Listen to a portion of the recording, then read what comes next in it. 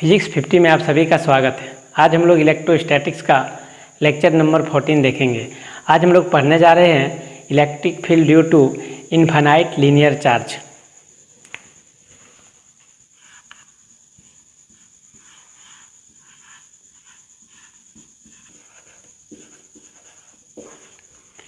Electric field due to infinite linear charge.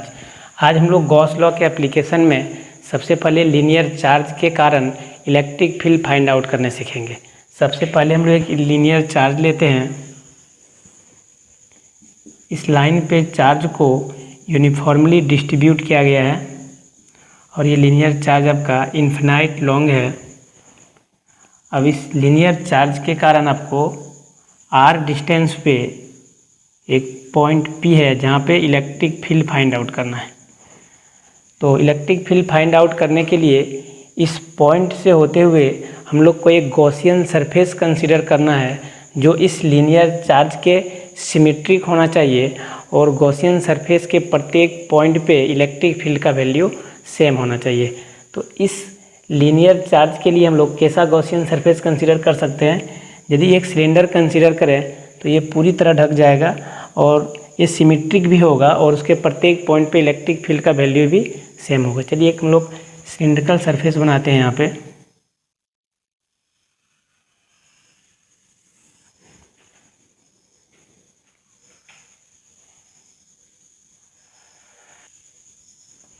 इस cylinder का length L लेते हैं हम लोग।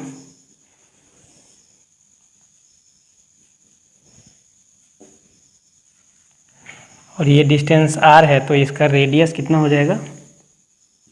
R हो जाएगा। अब देखिए इस सिलेंडर में 3 सरफेस है। एक आपका ये वाला कर्व सरफेस हो गया, एक ऊपर वाला सरफेस, एक ये वाला नीचे वाला सरफेस।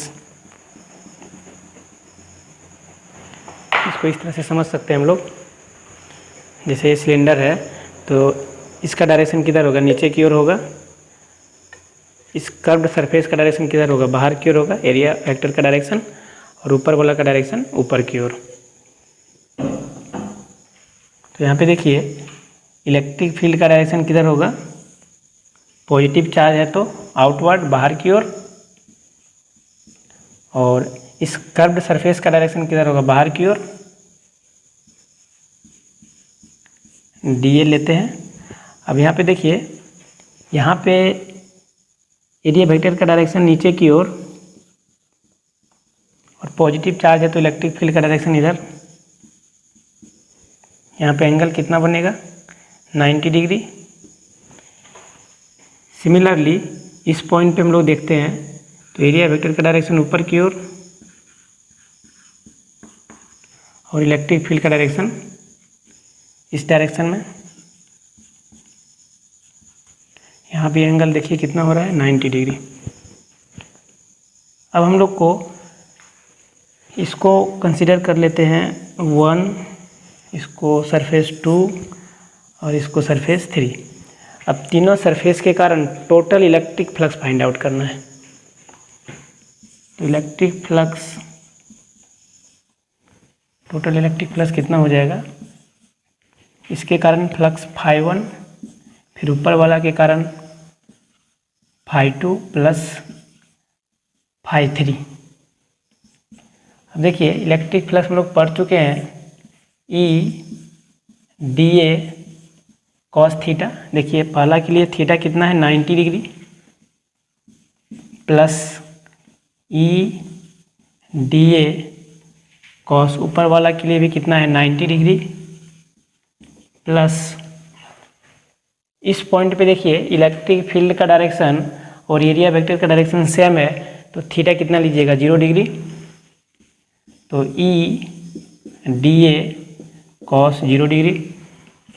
यहाँ पे cos 90 के कारण ये 0 हो जाएगा, ये भी आपका 0 हो जाएगा, प्लस E बाहर निकाल लीजिए। जैसे बताए E कांस्टेंट होगा इस सिलेंडर के प्रत्येक पॉइंट के लिए। DA cos 0 का मान 1। अब यहाँ पे देखिए जब हम लोग इसको इंटीग्रेट करेंगे तो सिलेंडर का पूरा कर्व्ड पार्ट का एरिया कितना हो जाएगा?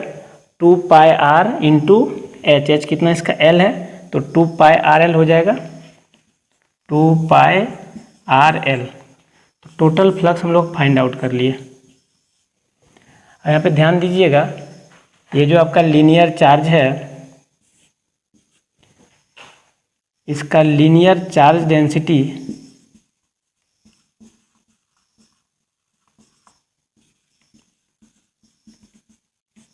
लैम्डा है। लीनियर चार्ज डेंसिटी क्या होता है, 1 मीटर लेंथ पे, 1 मीटर लेंथ में जो चार्ज है उसको हम लोग लीनियर चार्ज डेंसिटी बोलते हैं। ये दिया हुआ है, इसका लैम्डा है। अब हम लोग को इस एल लेंथ में कितना चार्ज होगा वो फाइंड आउट करना पड़ेगा। मतलब इस गॉसियन सरफेस के अंदर में कितना चार्ज है वो हम लोग को फाइंड आउट करना पड़ेगा, क्यू इनसाइड निकालना पड़ेगा।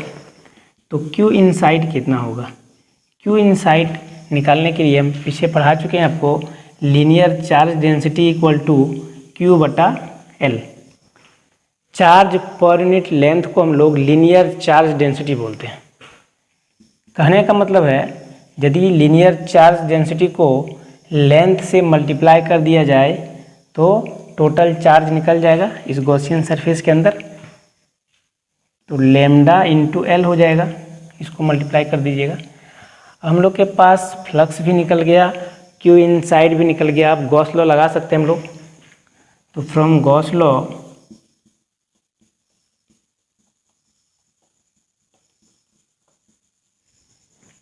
Phi equal to Q inside by epsilon not.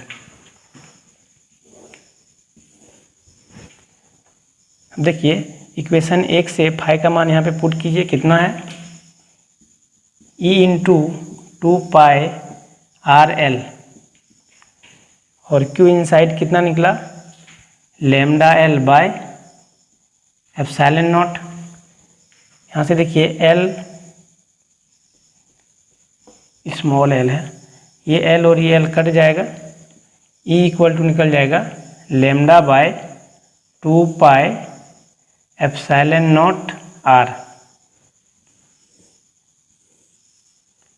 Electric field का वैल्यू निकल गया lambda by 2 pi epsilon naught R. यहाँ पे ध्यान दीजिएगा, ये कांस्टेंट है, ये भी कांस्टेंट, ये भी कांस्टेंट, ये भी कांस्टेंट, बचा क्या आपका आर। तो ई डायरेक्टली प्रोपोर्शनल 1/r²।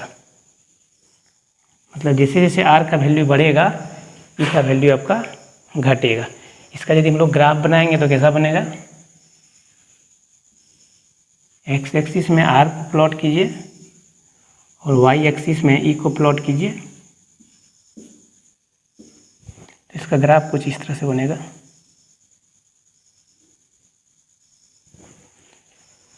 इसके बाद हम लोग सिलेंडर के कारण इलेक्ट्रिक फ्लक्स निकालना सीखेंगे।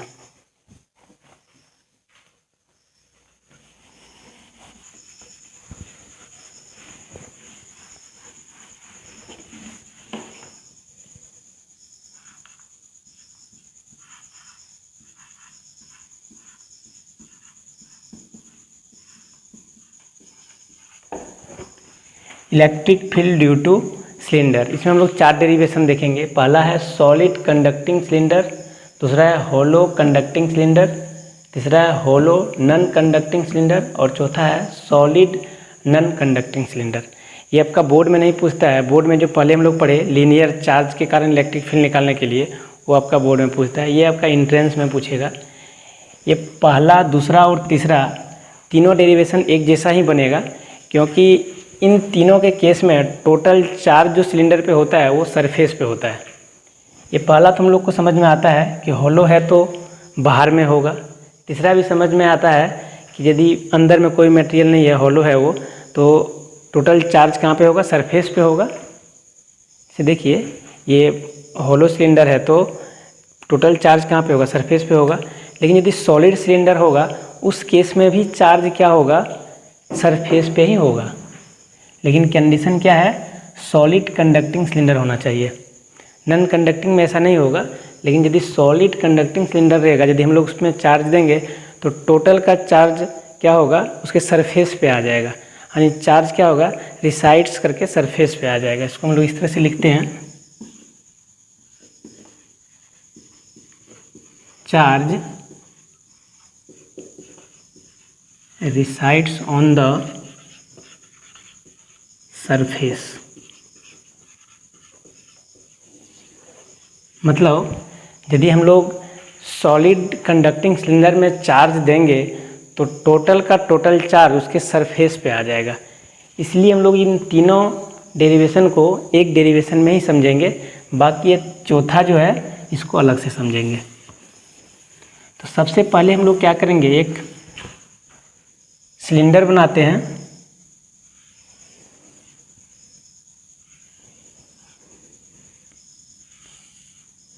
ये सॉलिड सिलेंडर हो या फिर हॉलो सिलेंडर हो, तो कंडक्टिंग के केस में सॉलिड हो या फिर हॉलो हो या फिर नॉन कंडक्टिंग सिलेंडर हो, क्योंकि टोटल चार्ज इसके सरफेस पे होगा तो हम लोग अंदर में चार्ज को नहीं दिखाएंगे, बाहर में दिखाएंगे।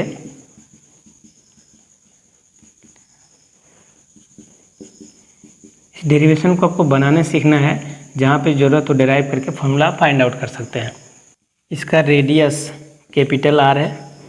अब इस सिलेंडर के कारण हम लोग को इलेक्ट्रिक फील्ड फाइंड आउट करना है। उसके लिए क्या करना पड़ेगा, हम लोग को एक गॉसियन सरफेस कंसीडर करना पड़ेगा। तो सिलेंडर के लिए गॉसियन सरफेस कैसा लेंगे, सिलेंडर ही लेंगे। मान लीजिए एक्सिस से आर डिस्टेंस पे आपको इलेक्ट्रिक फील्ड फाइंड आउट करना है, आर डिस्टेंस पे।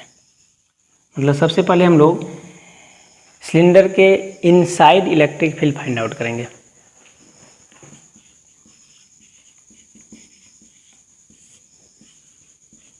एट डिस्टेंस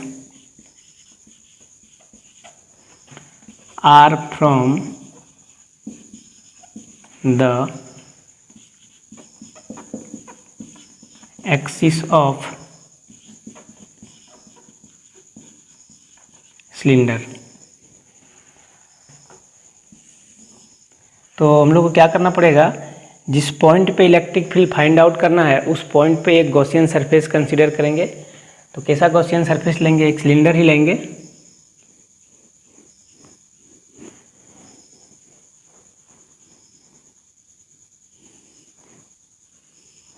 इस सिलेंडर का रेडियस क्या होगा, स्मॉल आर, क्योंकि हम लोग आर डिस्टेंस पे निकाल रहे हैं इलेक्ट्रिक फील्ड। यहाँ पे आर का जो वैल्यू होगा वो कैपिटल आर से छोटा होगा।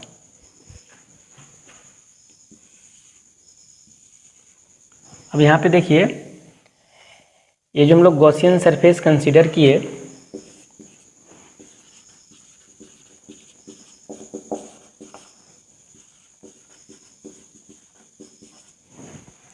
इसमें तीन सरफेस है।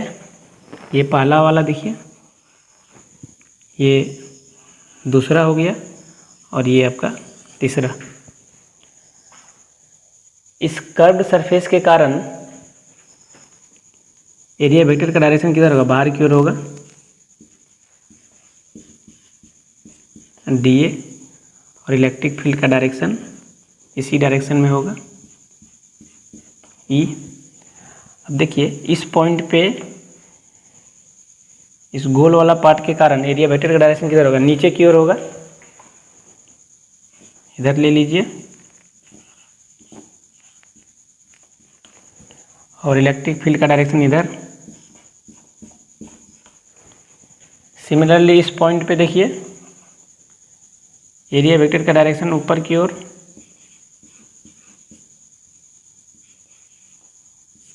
DA, इलेक्ट्रिक फील्ड का डायरेक्शन इधर। अब देखिए इन तीनों सरफेस के कारण हम लोग को क्या करना पड़ेगा, सबसे पहले इलेक्ट्रिक फ्लक्स फाइंड आउट करना पड़ेगा। तो चलिए फाइंड आउट करते हैं। टोटल फ्लक्स कितना होगा, सरफेस 1 के कारण फ्लक्स φ1, सरफेस 2 के कारण फ्लक्स φ2, और सरफेस 3 कर्व्ड वाला पार्ट के कारण तो कितना हो जाएगा φ3। अब यहाँ पे ध्यान दीजिएगा, सरफेस 1 के कारण इलेक्ट्रिक फ्लक्स 0 होगा, क्योंकि यहाँ पे देखिए 90 डिग्री बन रहा है, तो cos 90 0, तो इसको ले लेते हैं हम लोग 0। 2 के कारण भी कितना होगा 0, प्लस तीसरा के कारण हम लोग को फाइंड आउट करना पड़ेगा E DA cos theta, theta कितना होगा देखिए, ई और डी ए एक ही हो रहे हैं, एक डायरेक्शन में है, तो थीटा कितना 0 लीजिएगा। क्योंकि इस सिलेंडर पे इलेक्ट्रिक फील्ड का वैल्यू कांस्टेंट होगा, प्रत्येक पॉइंट पे, ईच पॉइंट पे ये कांस्टेंट है, बाहर निकाल लीजिए, डी ए कॉस 0 का मान 1। यहाँ पे ध्यान दीजिएगा, डी ए को जब इंटीग्रेट कीजिएगा, इस स्मॉल एरिया को जब इंटीग्रेट कीजिएगा, पूरा कर्व्ड पार्ट का एरिया निकल जाएगा, और इसका लेंथ हम लोग एल लिए हैं,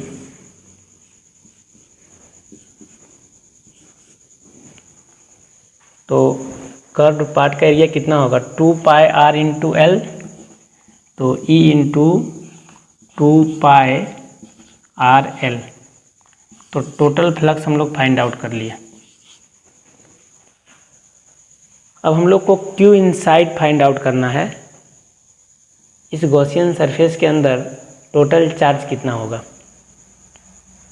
तो क्यू इनसाइड कितना होगा देखिए, पहले बता चुके हैं, solid conducting cylinder, hollow conducting cylinder और हॉलो नॉन कंडक्टिंग सिलेंडर में टोटल चार्ज उसके सरफेस पे होता है, अंदर में कोई चार्ज नहीं होता है। क्यू इनसाइड कितना होगा, 0 हो जाएगा, तो Q inside equal to 0।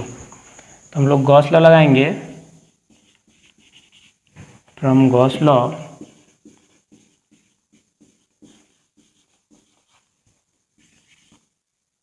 Phi equal to Q inside by epsilon naught. Phi का वैल्यू पुट कर दीजिए यहाँ पे, E into 2 pi R L equal to Q inside 0 by epsilon naught. तो इलेक्ट्रिक फील्ड कितना हो जाएगा 0। मतलब यदि सॉलिड कंडक्टिंग सिलेंडर रहे या हॉलो कंडक्टिंग सिलेंडर रहे या हॉलो नॉन कंडक्टिंग सिलेंडर रहे, इलेक्ट्रिक फील्ड सिलेंडर के इनसाइड अंदर में क्या होगा 0 होगा। अब हम लोग आउटसाइड फाइंड आउट करेंगे।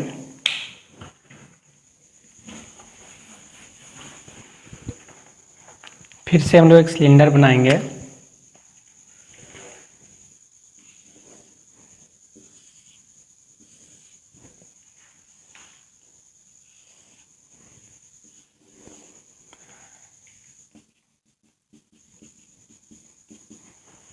सिलेंडर का रेडियस कैपिटल आर है। अब हम लोग को इस सिलेंडर के एक्सिस से आर डिस्टेंस पे एक पॉइंट पी है।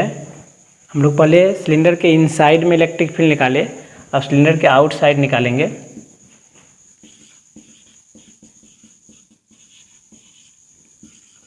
Outside at distance R from the axis of cylinder R, जो कि कैपिटल आर से बड़ा होगा। तो यहाँ पे ध्यान दीजिएगा, इस पॉइंट पे आपको एक गॉसियन सरफेस कंसीडर करना है, जो कि इस सिलेंडर के सिमेट्रिक होना चाहिए। तो हम लोग एक इससे बड़ा सिलेंडर कंसीडर करेंगे।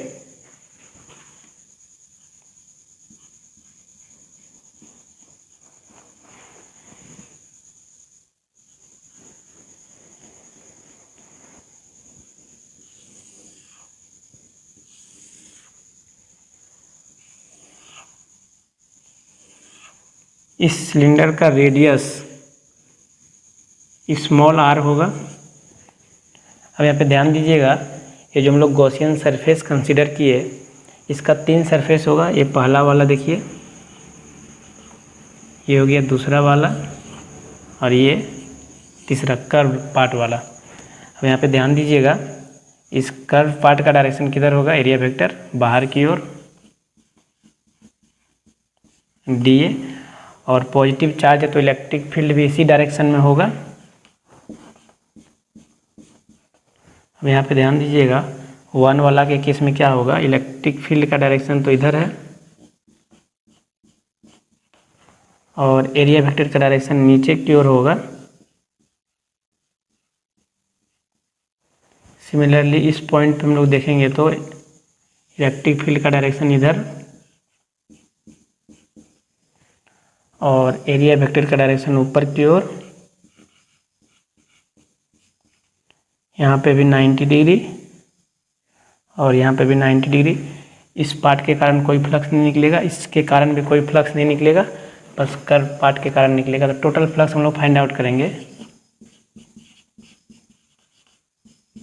φ1 प्लस φ2 प्लस φ3।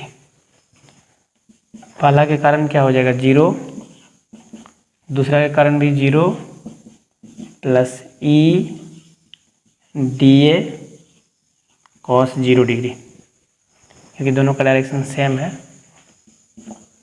अब इस केस में भी देखिएगा तो जो गॉसियन सरफेस हम लोग कंसीडर किए हैं, प्रत्येक पॉइंट पे ई इक्वल होगा, तो कांस्टेंट है तो बाहर निकाल लीजिए।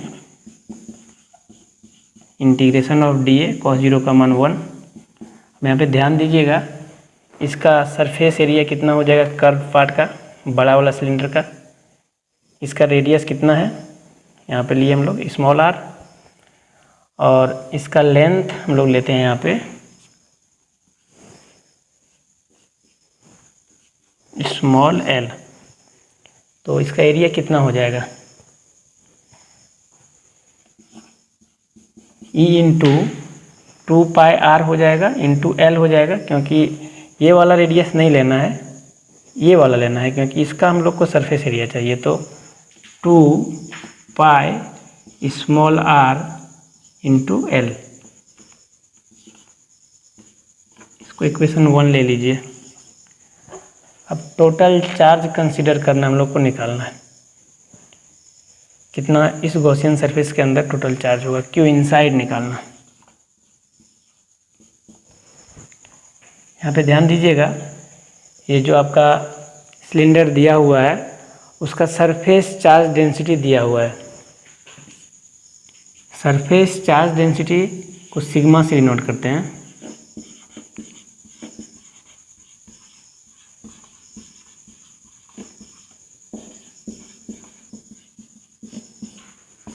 सिग्मा को हम लोग सरफेस चार्ज डेंसिटी बोलते हैं। सरफेस चार्ज डेंसिटी क्या होता है, 1 मीटर स्क्वायर एरिया में जो चार्ज होता है उसको हम लोग सरफेस चार्ज डेंसिटी बोलते हैं। हम लोग इसको पढ़ चुके हैं पहले। Sigma equal to Q by A, charge पर यूनिट एरिया को सरफेस चार्ज डेंसिटी बोलते हैं। Sigma equal to Q by A, मतलब यदि हम लोग सरफेस चार्ज डेंसिटी को एरिया से मल्टीप्लाई करेंगे तो टोटल चार्ज निकल जाएगा। तो यहाँ पे ध्यान दीजिएगा, सरफेस चार्ज डेंसिटी इस सिलेंडर का सिग्मा है। अब हम लोग को क्या करना है, एरिया से मल्टीप्लाई करना है। कौन एरिया से मल्टीप्लाई कीजिएगा, देखिए इस गॉसियन सरफेस के अंदर का चार्ज चाहिए हम लोग को, तो इसके अंदर कितना चार्ज होगा, ये जो अंदर वाला सिलेंडर है उसके एरिया को यदि हम लोग सिग्मा से मल्टीप्लाई कर दें तो टोटल चार्ज निकल जाएगा। क्योंकि ये सिग्मा क्या है, 1 मीटर स्क्वायर में जो चार्ज है उसको बोलते हैं। तो ये वाला पार्ट का एरिया मल्टीप्लाई करेंगे तो सिग्मा इंटू इसका एरिया कितना हो जाएगा, 2π, स्मॉल आर नहीं लेंगे, यहाँ कैपिटल आर लेंगे, 2πr into L, 2πr into L. Q inside निकल गया। हम लोग गॉस लॉ लगा सकते हैं। फ्रॉम गॉस लॉ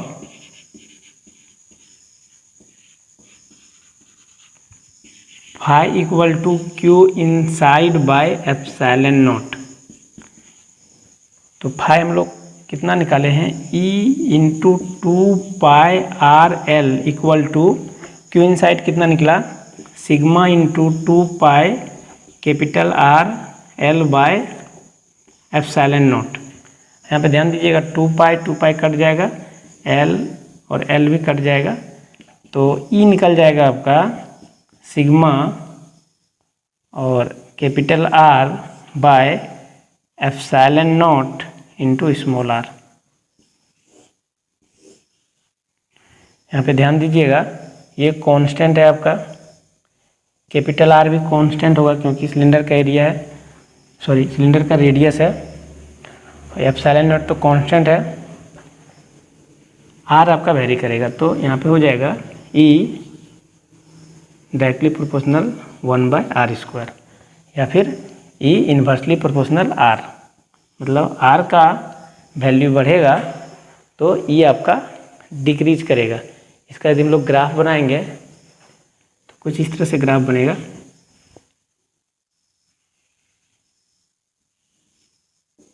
पहले यहाँ पे एक हम लोग सिलेंडर बना लेते हैं।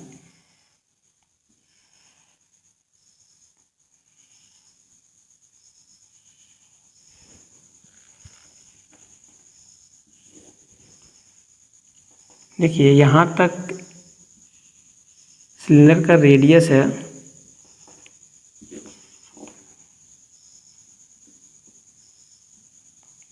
तो इलेक्ट्रिक फील्ड क्या होगा, जीरो होगा। हम लोग पहले पढ़ चुके हैं सिलेंडर के अंदर में इलेक्ट्रिक फील्ड क्या होता है, जीरो, फाइंड आउट किए थे अभी। इसके बाद इधर आर प्लॉट कीजिए,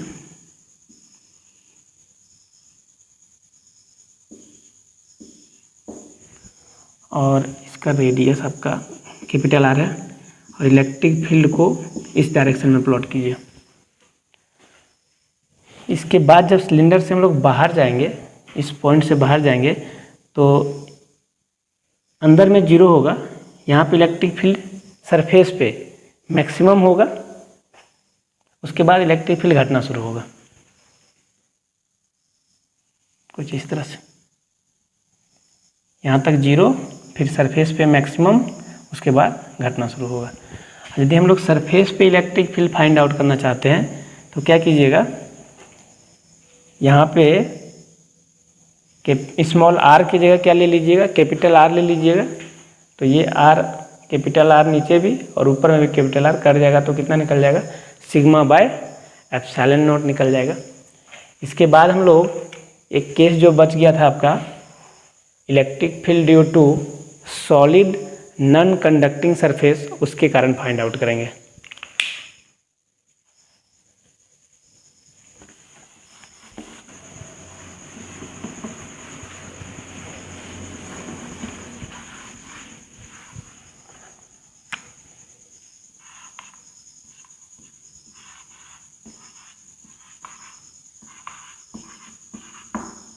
electric field due to solid non conducting cylinder.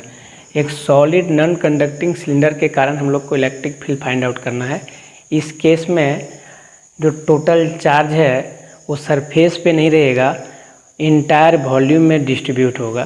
तो यहाँ पे हम लोग एक नया टर्म यूज करेंगे, वॉल्यूम चार्ज डेंसिटी। सबसे पहले हम लोग एक सॉलिड नॉन कंडक्टिंग सिलेंडर बनाते हैं।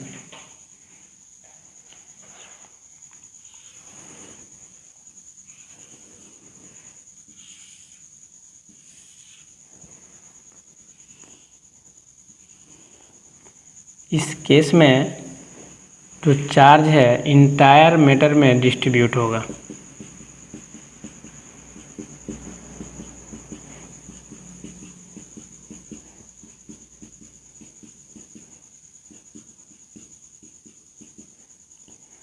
अब हम लोग को क्या करना है, इसका रेडियस ले लीजिए कैपिटल आर। इस सिलेंडर के इनसाइड एक्सिस से आर डिस्टेंस पे एक पॉइंट पी है, इस पॉइंट पे इलेक्ट्रिक फील्ड फाइंड आउट करना है। पहले इनसाइड फाइंड आउट करते हैं, inside at distance R from the axis of cylinder. तो इस पॉइंट पे इलेक्ट्रिक फील्ड फाइंड आउट करने के लिए सबसे पहले हम लोग को एक गॉसियन सरफेस कंसीडर करना पड़ेगा। तो यहाँ पे कैसा गॉसियन सरफेस लेंगे, हम लोग सिलेंडर ही लेंगे। इस पॉइंट से पास होते हुए एक गॉसियन सरफेस बनाइए।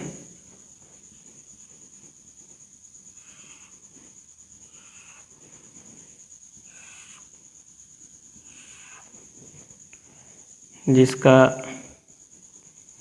रेडियस स्मॉल आर होगा, और इसका लेंथ ले लीजिए स्मॉल एल। यहाँ पे वॉल्यूम चार्ज डेंसिटी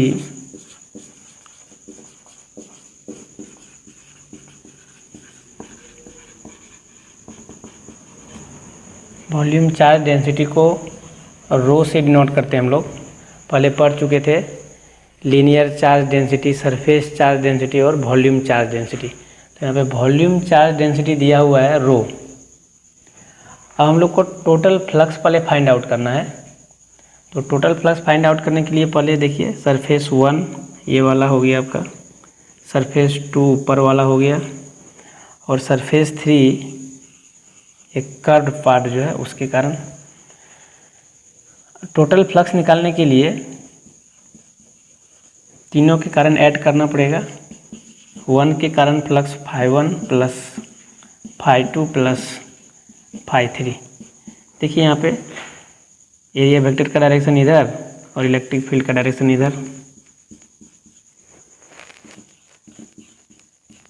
तो यहाँ पे 0 हो जाएगा। इस केस में भी इस पॉइंट पे देखिएगा तो ई का डायरेक्शन इधर और एरिया वेक्टर का डायरेक्शन ऊपर की ओर।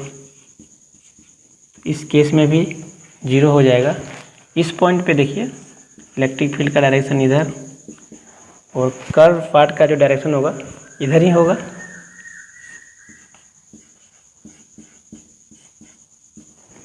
तो इसके कारण 0, φ2 भी 0, φ3 कितना हो जाएगा, इंटीग्रेशन ई dA, दोनों का डायरेक्शन सेम है तो 0 डिग्री। ई कांस्टेंट है, बाहर निकाल लीजिए। dA 1। यहाँ पे ध्यान दीजिएगा इसका एरिया कितना होगा, गॉसियन सरफेस जो हम लोग बनाए हैं अंदर में, 2πr इंटू एल, ये वाला लीजिएगा, 2πr/L। टोटल फ्लक्स निकल गया। अब हम लोग को टोटल चार्ज निकालना है, क्यू इनसाइड निकालना है। क्यू इनसाइड निकालने के लिए क्या करना पड़ेगा हम लोग को, ये फॉर्मूला याद है हम लोग को, volume charge density rho equal to Q by V. यदि हम लोग वॉल्यूम चार्ज डेंसिटी को वॉल्यूम से मल्टीप्लाई करेंगे तो टोटल चार्ज निकल जाएगा। यहाँ पे ध्यान दीजिएगा कौन तो वॉल्यूम हम लोग लेंगे, इसका वॉल्यूम लेंगे, ये वाला, ये जो हम लोग गॉसियन सरफेस कंसीडर किए हैं उसका वॉल्यूम लेंगे। तो इसका वॉल्यूम कितना होगा, पहले रो इंटू इसका वॉल्यूम πr² इंटू एल हो जाएगा, πr² और लेंथ कितना है l। तो क्यू इनसाइड निकल गया, फ्लक्स भी निकल गया। हम लोग गॉस लॉ लगाते हैं।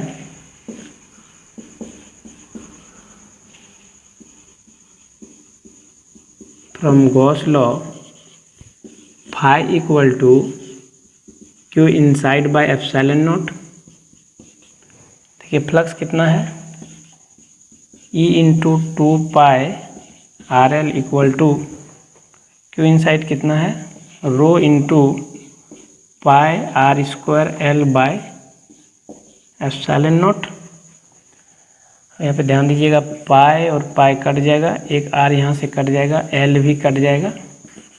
तो E इक्वल टू निकल गया रो, एक r बचा है यहाँ पे, r बाय 2 एप्सिलॉन नॉट।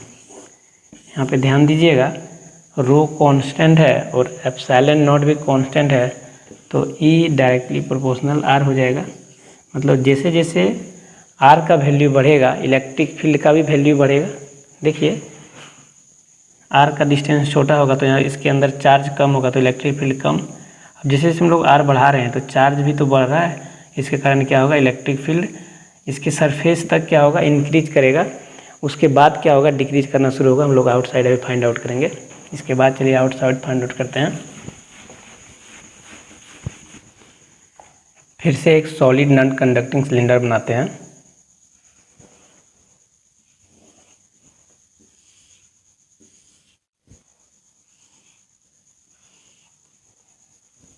इसका रेडियस कैपिटल R है।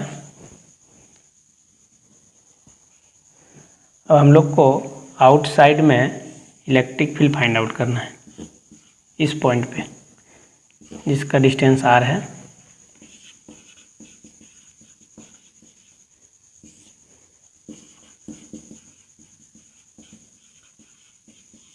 At distance r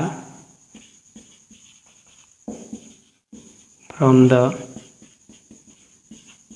axis of, इस केस में r का जो वैल्यू है वो कैपिटल R से ज़्यादा होगा। अब यहाँ पे ध्यान दीजिएगा, इस पॉइंट पे इलेक्ट्रिक फील्ड फाइंड आउट करने के लिए हम लोग को इस पॉइंट से होते हुए गॉसियन सरफेस लेना है। तो सिलेंडर है तो एक बड़ा सा सिलेंडर लेंगे।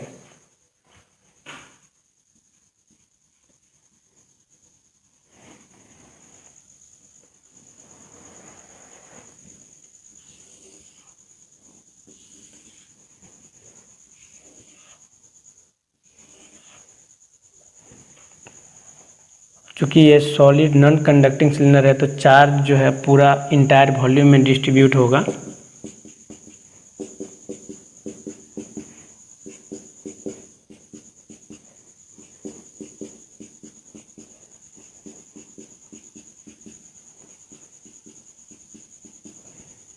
यहाँ पे ध्यान दीजिएगा, इस कर्व्ड पार्ट के कारण इलेक्ट्रिक फील्ड का डायरेक्शन और एरिया वेक्टर डायरेक्शन एक और होगा। पॉजिटिव चार्ज है तो बाहर की ओर ही, और एरिया वेक्टर का डायरेक्शन भी इधर ही होगा। और इसको सरफेस 1 लेते हैं हम लोग। इसका डायरेक्शन किधर होगा? नीचे की ओर होगा, DA, और इलेक्ट्रिक फील्ड का डायरेक्शन इधर। सिमिलरली इस पॉइंट पे देखिए, इलेक्ट्रिक फील्ड का डायरेक्शन इधर और एरिया वेक्टर का डायरेक्शन ऊपर की ओर। फिर से हम लोग क्या करेंगे? टोटल फ्लक्स फाइंड आउट करेंगे।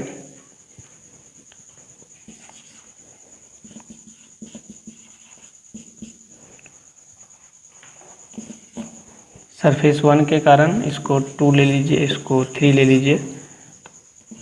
φ1 प्लस φ2 प्लस φ3, तो पहले पढ़ चुके हैं। इसके कारण क्या होगा? 0 होगा। इसके कारण भी 0 होगा। एक कर्व पार्ट के कारण कितना होगा? E DA cos 0 degree. E constant है, बाहर निकाल लीजिए। DA 1, तो E इंटू इसका कितना हो जाएगा? सरफेस एरिया कितना हो जाएगा कर्व पार्ट का? 2 पाई R। ये डिस्टेंस कितना है? ये वाला लेंथ स्मॉल l, तो 2 पाई RL ले लीजिएगा। तो टोटल फ्लक्स हम लोग का निकल गया। चलिए Q इनसाइड निकालना है। तो Q इनसाइड निकालने के लिए क्या कीजिएगा? हम लोग जानते हैं volume charge density rho equal to Q by V। यदि वॉल्यूम चार्ज डेंसिटी को वॉल्यूम से मल्टीप्लाई करेंगे तो टोटल चार्ज निकल जाएगा। तो इसके अंदर टोटल चार्ज कितना होगा? इसका दिया हुआ है आपका वॉल्यूम चार्ज डेंसिटी, रो दिया हुआ है। तो इस वॉल्यूम को हम लोग इससे मल्टीप्लाई कर देंगे। ये वाला वॉल्यूम लेंगे जो इसके अंदर में है। ये गॉसियन सरफेस हम लोग बनाए, इसके अंदर जो यहाँ से यहाँ तक वॉल्यूम होगा उसको यदि मल्टीप्लाई करेंगे सिग्मा से तो निकल जाएगा। कितना हो जाएगा इसका वॉल्यूम? पाई R स्क्वायर। कौन तो R लीजिएगा? ये वाला R लेना है अब, क्योंकि देखिए चार्ज यहीं तक है, इसके बाद चार्ज नहीं है। तो पाई R स्क्वायर इंटू ये वाला लेंथ L, तो rho into pi capital R square into L। क्यों इनसाइड निकल गया? देखिए यहाँ पे पिछला वाला केस में हम लोग स्मॉल r स्क्वायर लिए थे, क्योंकि ये गॉसियन सरफेस अंदर में था। अब यहाँ पे कैपिटल R स्क्वायर होगा। क्यों होगा? क्योंकि चार्ज जो है यहीं तक है, इसके आगे नहीं है। तो इसका हम लोग को वॉल्यूम चाहिए। इसके बाद हम लोग गॉस लॉ लगाएंगे। ये वाला केस जो हम लोग इनसाइड में निकाले थे वो वाला है, इधर लिख लेते हैं हम लोग। E इक्वल टू कितना निकला? Rho R by 2 epsilon naught. Graph बनाने में ज़रूरत पड़ेगा इसका भी। इसके बाद हम लोग गॉस लॉ लगाते हैं यहाँ पे।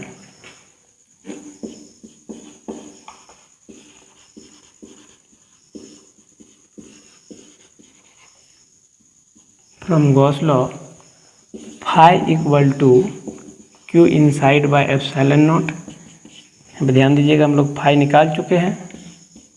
E into 2 pi R L equal to Q inside कितना निकला, rho into pi R square L by epsilon naught. यहाँ पे ध्यान दीजिएगा, पाई पाई कट जाएगा, एल एल भी कट जाएगा, ई इक्वल टू निकल गया rho R square by 2 epsilon naught R. यहाँ पे देखिए, ये कांस्टेंट है, ये भी कांस्टेंट, ये भी कांस्टेंट, ये भी बचा क्या आपका ई इन्वर्सली प्रोपोर्शनल आर। अब इसका हम लोग ग्राफ ड्रॉ कर सकते हैं। इनसाइड के केस में देखिए, E directly proportional to r, मतलब सिलेंडर के अंदर में इलेक्ट्रिक फील्ड इंक्रीज करेगा उसके सरफेस तक, उसके बाद डिक्रीज करना शुरू होगा। इसका ग्राफ भी हम लोग प्लॉट करेंगे तो कुछ इस तरह से बनेगा। यहाँ पे एक सिलेंडर बना लीजिए पहले।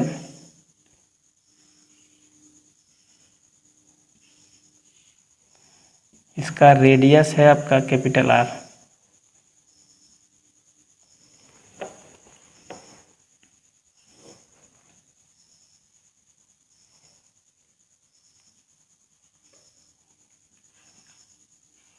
एक्स एक्सिस में आर को प्लॉट कीजिए और इधर वाई में इलेक्ट्रिक फील्ड को प्लॉट कीजिए। यहाँ पे ध्यान दीजिएगा, सिलेंडर के अंदर इनसाइड में जैसे जैसे आर बढ़ेगा वैसे इलेक्ट्रिक फील्ड भी बढ़ेगा।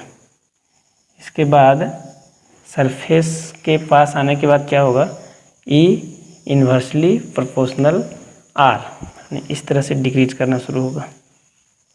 इस तरह से ग्राफ होगा इसका। इसके बाद हम लोग एक प्रॉब्लम सॉल्व करेंगे जो कि आपका IIT 2015 में पूछा गया है।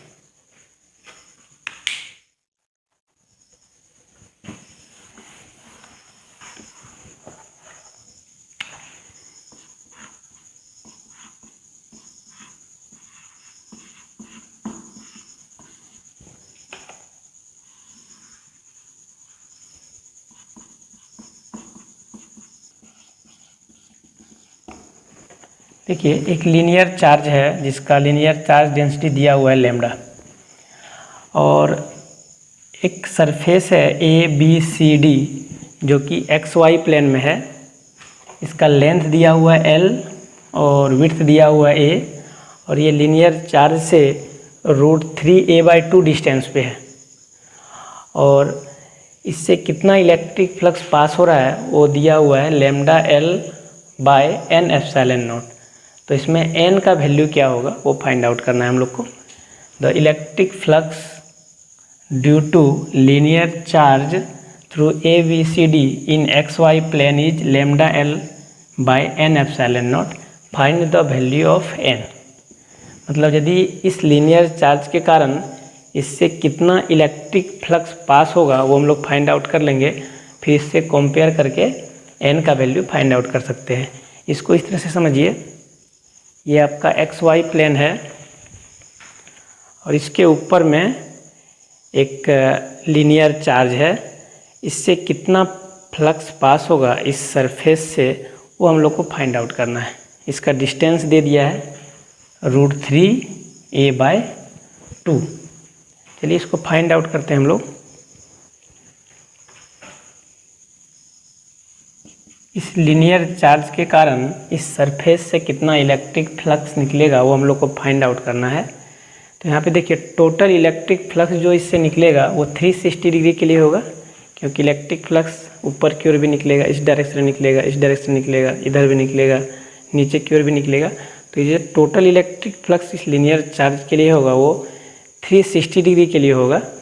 लेकिन यहाँ पे देखिए, यहाँ पे जो एंगल बनेगा ये यदि हम लोग फाइंड आउट कर लें तो फिर आसानी से इलेक्ट्रिक फ्लक्स इससे कितना पास होगा वो निकाल सकते हैं हम लोग, ये एंगल। तो यहाँ पे ध्यान दीजिएगा, ये वाला लेंथ दिया हुआ है, विड्थ इसका a, तो ये कितना हो जाएगा, a/2 हो जाएगा। और ये वाला कितना हो जाएगा, a/2 हो जाएगा। और ये प्लेन आपका इस तरह से है और √3a/2 डिस्टेंस पे लीनियर चार्ज है। तो ये वाला हाइट पता चल गया हम लोग को यहाँ से, √3a/2। अब ये आपको पता है, ये पता है, तो ये एंगल निकल जाएगा। इसको हम लोग थीटा ले लेते हैं, तो tan थीटा इक्वल टू क्या हो जाएगा, p/b हो जाएगा।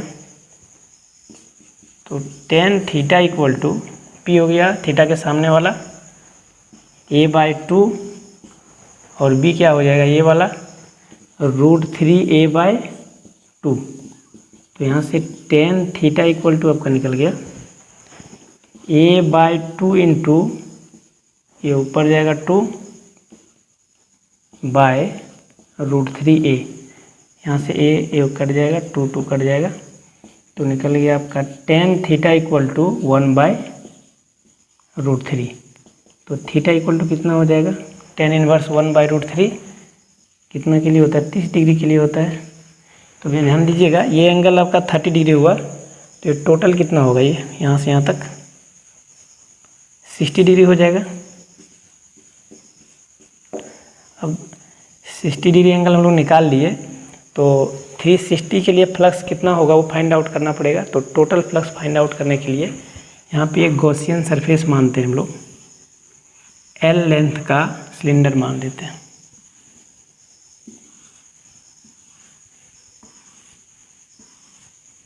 देखिए, इस कर्व्ड सरफेस के कारण जो इलेक्ट्रिक फ्लक्स पास होगा वो टोटल इलेक्ट्रिक फ्लक्स होगा इस लीनियर चार्ज के लिए। तो इसके लिए हम लोग क्या करना पड़ेगा, Q इनसाइड निकालना पड़ेगा। Q इनसाइड कितना होगा, लैम्डा इंटू L हो जाएगा। क्यों, लैम्डा इक्वल टू हम लोग जानते हैं Q/L होता है, चार्ज पर यूनिट लेंथ। अब गॉस लॉ लगाइए, फाई इक्वल टू क्या होगा, फाई इक्वल टू हो जाएगा Q inside by epsilon naught. तो फाई निकल गया यहाँ से आपका लैम्डा L/एप्सिलॉन नॉट। ये आपका टोटल इलेक्ट्रिक फ्लक्स निकला। तो यहाँ पे ध्यान दीजिएगा, 360 डिग्री के लिए कितना फ्लक्स है, लैम्डा L/एप्सिलॉन नॉट। और 1 डिग्री के लिए कितना हो जाएगा, लैम्डा L/एप्सिलॉन नॉट इंटू 360। अब कितना के लिए निकालना है आपको, देखिए ये एंगल कितना है,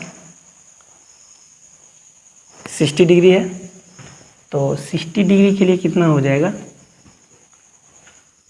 लैम्डा L/एप्सिलॉन नॉट इंटू 360 इंटू 60।